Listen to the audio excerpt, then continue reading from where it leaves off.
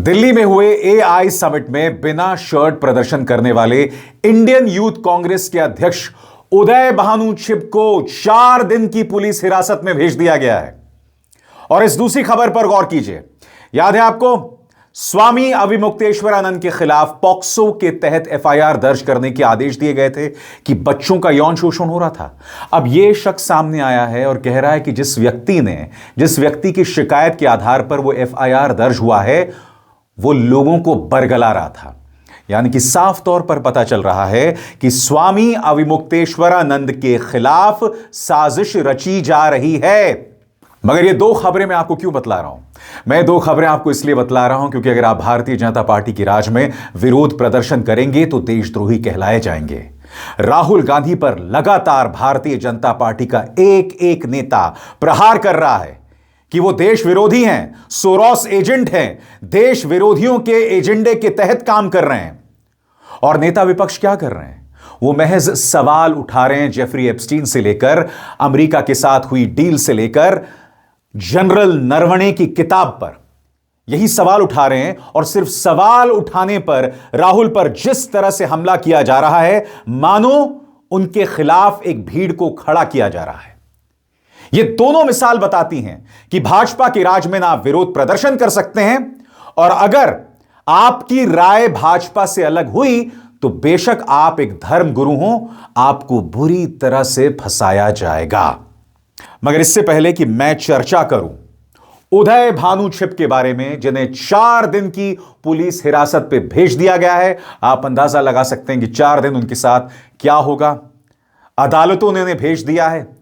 सबसे बड़ी बात, दिल्ली पुलिस ने गैर जमानती धाराओं में केस दर्ज किया। प्रदर्शन आखिर कब गैर जमानती धाराओं में शामिल होने लगा? मगर सबसे पहले हम बात करते हैं स्वामी अविमुक्तेश्वरानंद और उन पर लगाए गए गंभीर आरोप, जिसके अंतर्गत उन पर एफआईआर दर्ज हुआ है। यह शख्स यह आरोप लगा रहा है कि जिस व्यक्ति की शिकायत पर यह एफआईआर दर्ज हुआ है, वो व्यक्ति इन्हें कॉल करके कह रहा था कि तुम्हारी बेटियां हैं, तुम्हारी बेटियां क्यों ना स्वामी जी पर आरोप लगाएं।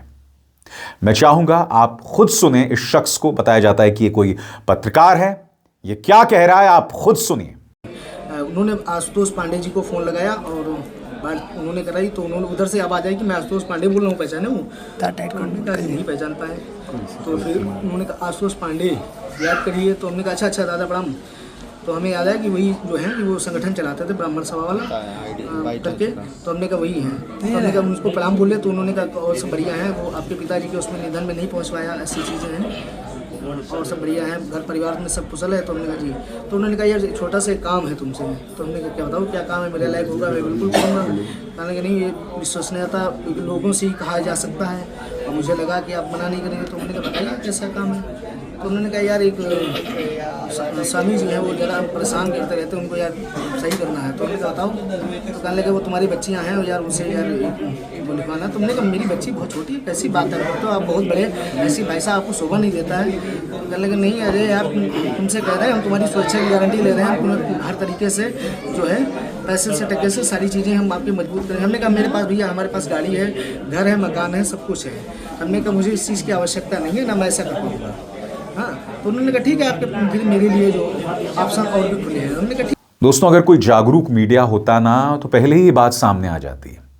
याद कीजिएगा, कल स्वामी अविमुक्तेश्वरानंद ने क्या कहा था कि भाई दूध का दूध और पानी का पानी हो जाए। इस आशुतोष पांडे के बारे में स्वामी जी ने कहा था कि इसका आपराधिक इतिहास है, यह व्यक्ति रामभद्राचार्य का चमचा है, उनका फॉलोअर है, समर्थक है, जो भाजपा समर्थक हैं। याद है आपको क्या कहा था स्वामी अविमुक्तेश्वरानंद ने?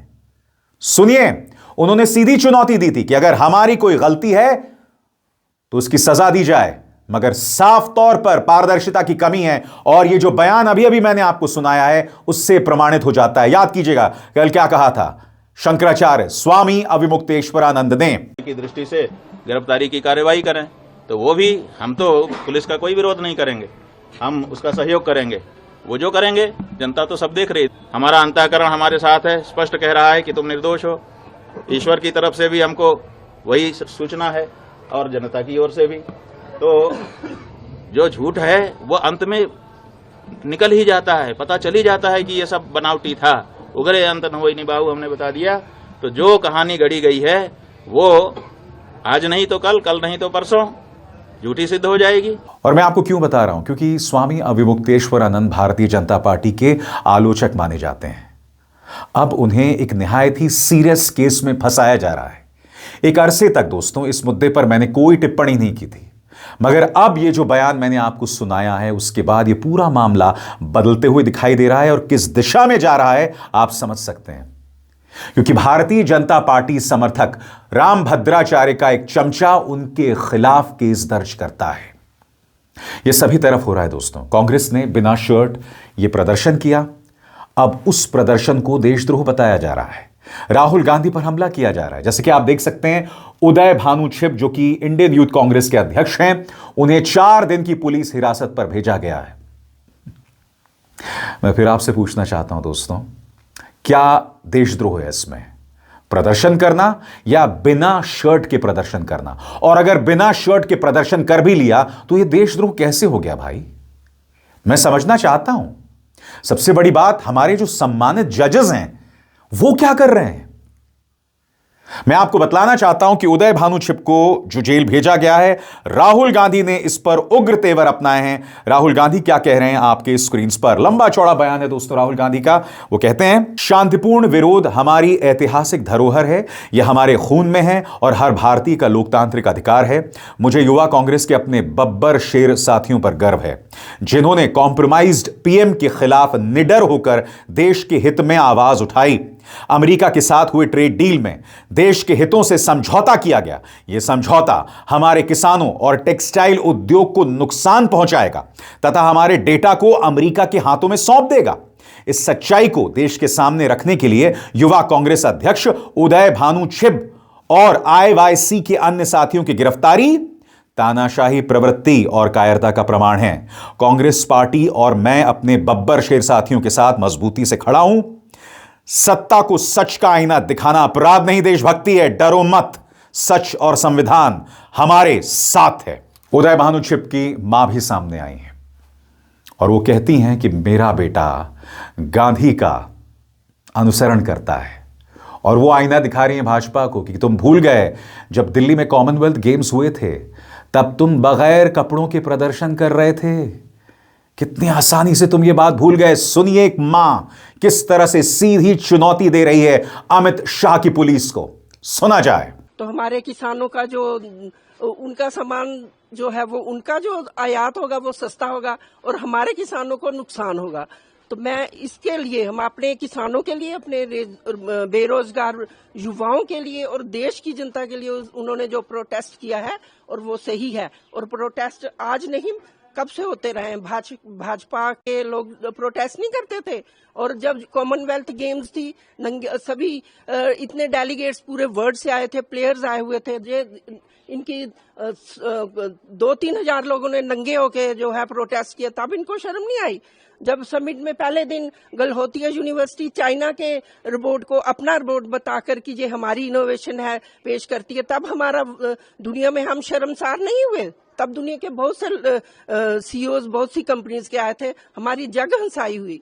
तब इनको अपनी देश की जो है बेइज्जती महसूस नहीं हुई। उनको क्यों नहीं इन्होंने गिरफ्तार किया? मुझे फक्र है अपने बेटे पे, मेरे बेटे पे फक्र। हम सही रास्ता चुनते हैं और सही करेंगे, जनता के लिए कुछ भी करेंगे। और हमारे जो बेटे और उसकी जो टीम है वो हमेशा युवाओं के लिए आगे लड़ती रहेगी। और भारतीय जनता पार्टी अनुराग ठाकुर सामने आते हैं, राहुल गांधी पर आरोप लगाते हैं कि आप देश विरोधी एजेंडा के तहत काम करते हैं। इस व्यक्ति को थोड़ी सी भी शर्म नहीं आती दोस्तों। अनुराग ठाकुर वो शख्स है, याद कीजिएगा, दिल्ली चुनावों में ये व्यक्ति देश के गद्दारों को गोली मारो जैसे नारे लगा रहा था। नतीजा आपके सामने है, गोलीबारी हुई थी जामिया के अंदर। ये इसकी धरोहर है।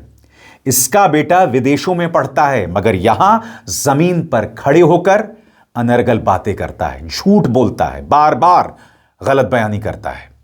सुनिए क्या कहा अनुराग ठाकुर ने। राहुल गांधी अब राष्ट्र विरोधी ताकतों के प्रवक्ता बन गए हैं। भारत विरोधी एजेंडा चलाते हैं, नकारात्मक राजनीति को बल देते हैं, अराजकता फैलाने का प्रयास करते हैं।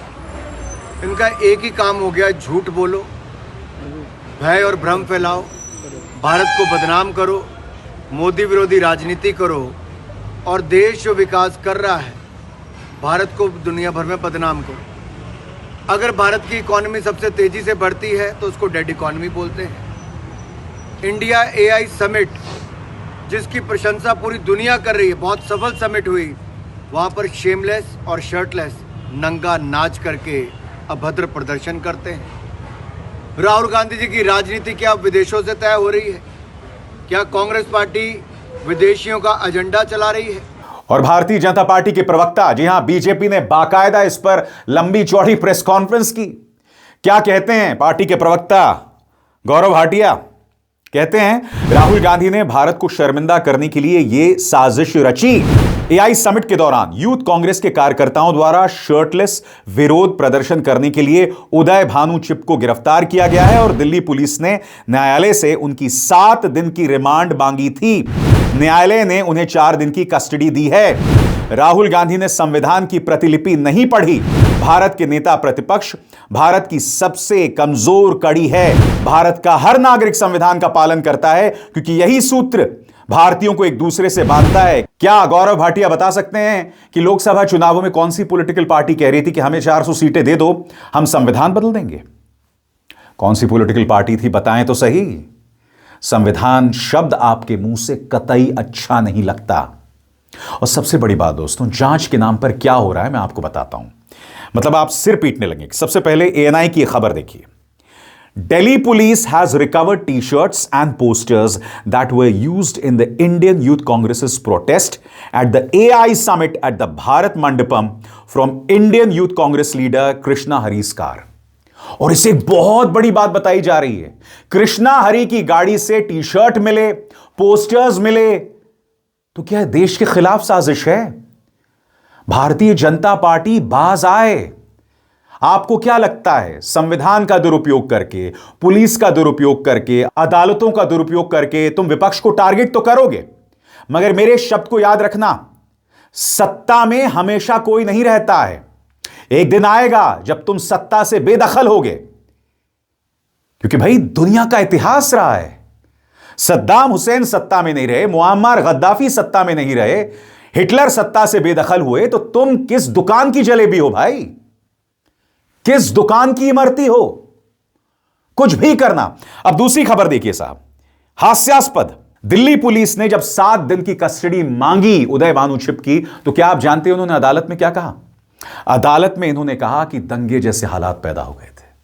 आप सब जानते हैं दोस्तों, वीडियो फिर देखिए, करीब 40 सेकंड का वीडियो है। अब आप खुद बताइए, मैं फिर कह रहा हूं, प्रदर्शन के करने के तरीके से आप सहमत ना हो कि भाई शर्ट के बगैर क्यों किया, मगर हकीकत यह है कि भाजपा के नेताओं के इतने प्रदर्शन है बगैर शर्ट के। अनिल विज का एक 2013 का प्रदर्शन है, बगैर शर्ट के तोंद बाहर निकली हुई है, प्रदर्शन कर रहे थे। ढेरों ऐसे भाजपा के नेताओं के प्रदर्शन हैं। तमिलनाडु में इनके नेताओं ने इस तरह के प्रदर्शन किए हैं। तो यह वो वीडियो था जहां वो लोग पहुंचे और कॉम्प्रोमाइज पीएम के नारे लगा रहे थे।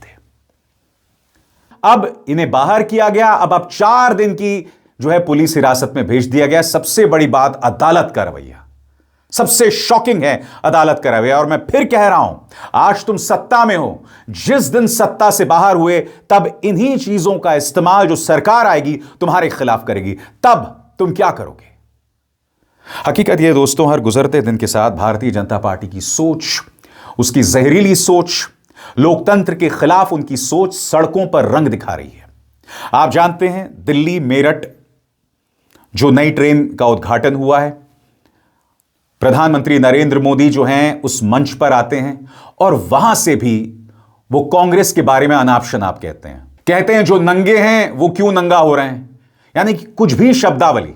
अब मैं आपको एक वीडियो दिखाता हूं। उसी ट्रेन में आप देखिएगा कुछ मुसलमान खड़े हुए हैं और कुछ लोग हर हर मोदी, जय श्री राम, हर हर महादेव के नारे लगा रहे हैं। वो मुसलमान वहां खड़े होकर मुस्कुरा रहे हैं। मैं आपसे सवाल पूछना चाहता हूं, इससे किसका कद बढ़ रहा है? बताइए ना, क्या उन मुसलमानों का कद नीचे हो गया या आपका कद आगे बढ़ गया जो मोदी भक्त ये नारे लगा रहे थे? सोच कैसी हो गई है दोस्तों? क्योंकि एक खास राजनीतिक सोच का आप अनुसरण कर रहे हैं। आप हर गुजरते दिन के साथ अपनी असुरक्षा को दुनिया के सामने ला रहे हैं। मैं समझना चाहता हूं क्यों। इस वीडियो को देखिए, फिर आपको समझ आएगा।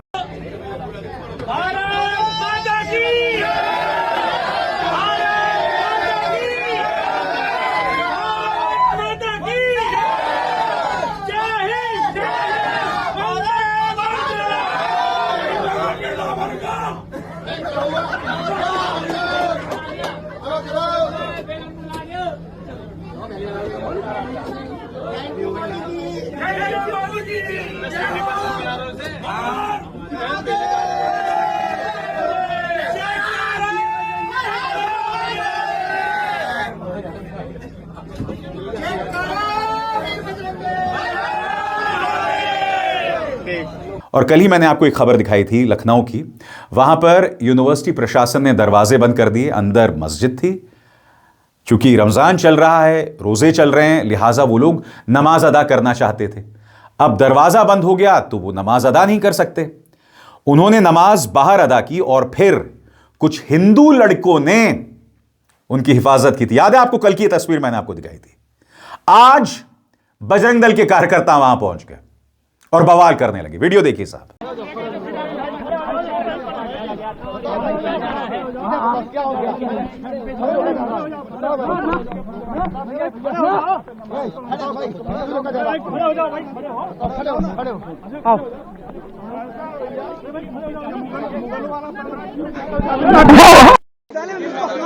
हम लोग आज हनुमान चालीसा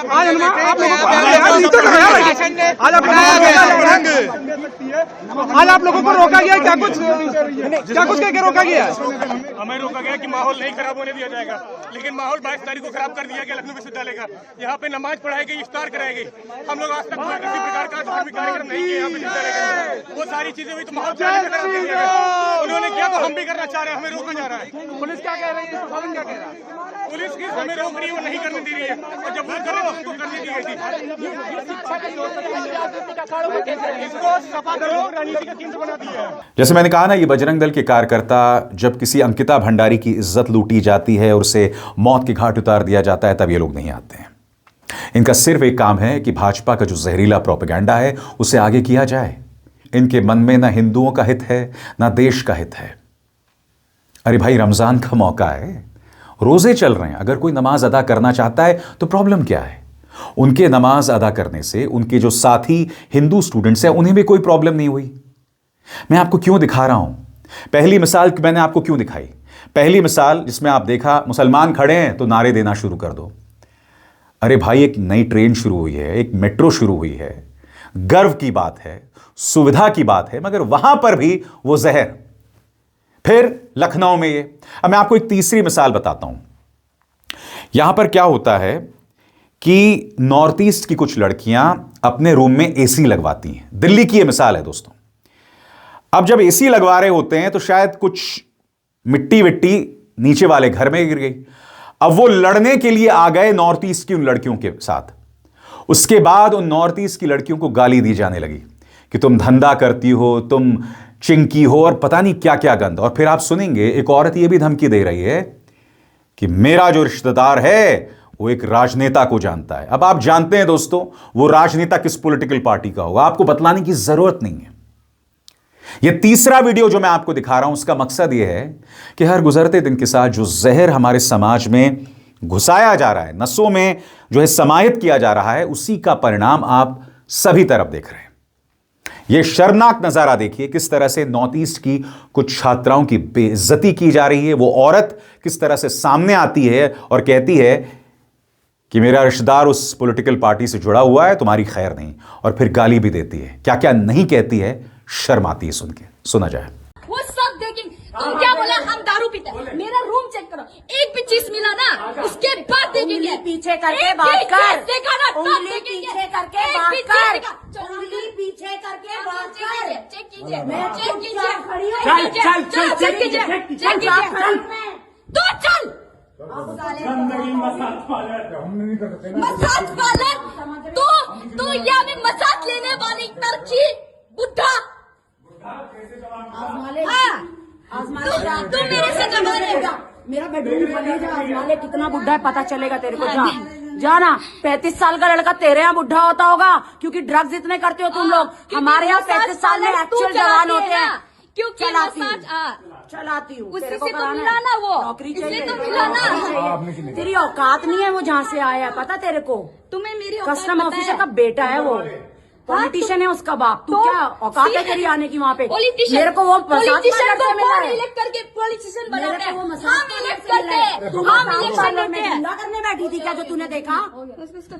करते जबान पे काबू रख अपनी। आप इन्हें अंदर कर दो, एक जो समझदार वो रुक जाओ बाहर। तेरे यहाँ पे आदमी मसाज पार्लरों में काम करते हैं, हमारे यहाँ नहीं। पढ़े लिखे है वो। कहाँ के वो मेरे को बोल रही है तेरा आदमी मसाज पार्लर में मिला होगा।